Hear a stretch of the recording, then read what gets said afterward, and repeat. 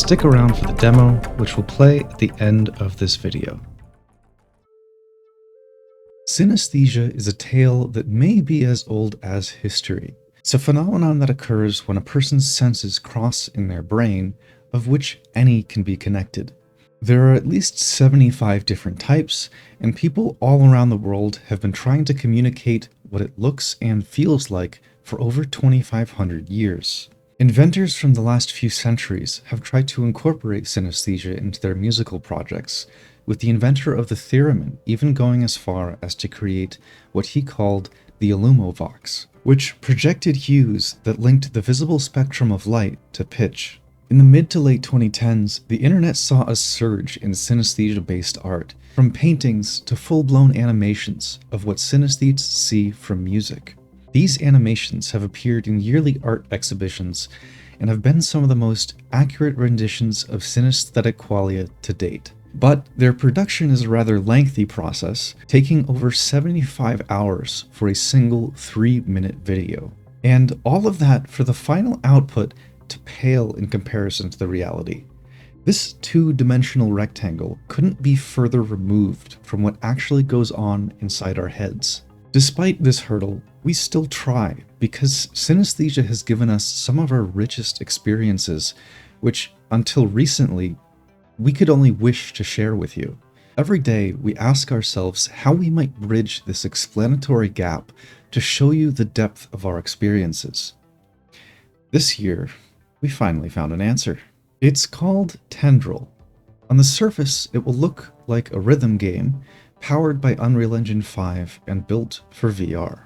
Tendril combines elements seen in games like Beat Saber, Amplitude, and Osu with the largely unexplored world of audiovisual synesthesia.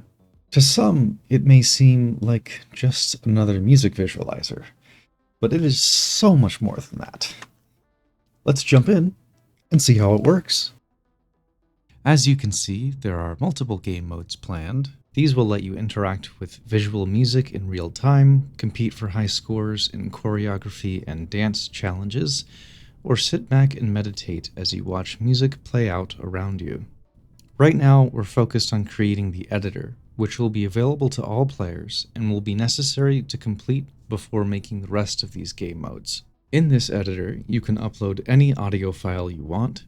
If you have stems, you can upload them all into the same project, set the BPM, and immediately jump in and start creating. Stems will automatically be separated by layer, which you can select, isolate, or mute at your own discretion. Once inside the editor, your right hand becomes a brush. Pressing down the trigger lets you paint with it, but as you can see, you're stuck with the generic default brush. From here, you can choose from the diverse brush presets we'll ship with the game, save and share your own custom presets, and edit any of these within the advanced menu. In the advanced menu, every parameter you'll ever need can be modified. You can change the type, material, texture, random rotation, and so much more. Add unlimited symmetries and repetitions in any axis, toggleable between world and local space.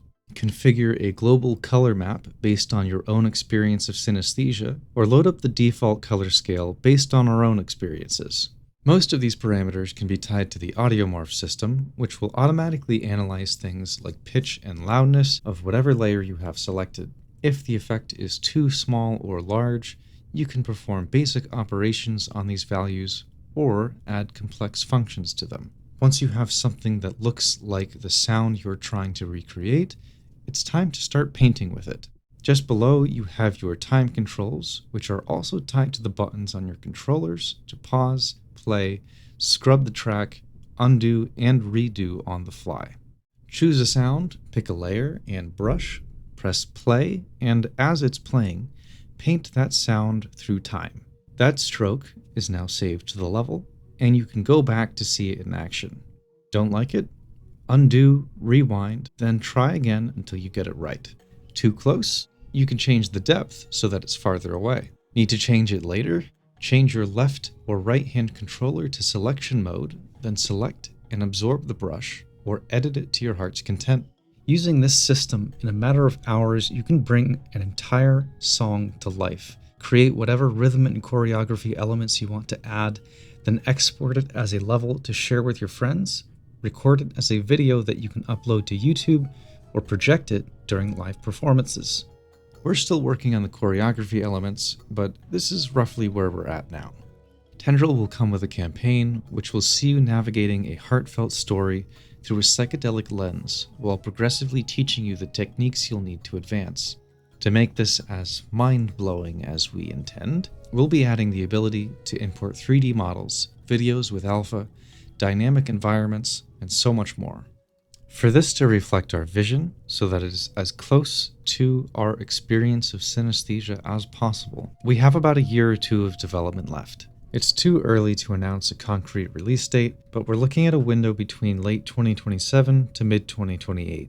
This may be sooner if we can acquire the funding to bring the team onto the project full-time. We'll also need the funding for music licensing, as we'd like to ship the base game with 20 to 50 playable tracks from various artists.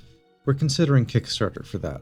Our ultimate dream is to make all of the game's controls usable with a brain-computer interface that will enable you to manipulate a three-dimensional cursor that interacts with sound, to enable you to paint music with ease and feel what it is like to become sound itself. The thing I found absolutely improbable was that when I was 16, I couldn't see music at all. But by the time I was 19, I could already do all of this sober. Music feels euphoric, wondrous, and so emotionally profound in this context. Every sound I hear feels like a kind of phantom limb. Every synthesizer, its own tendril.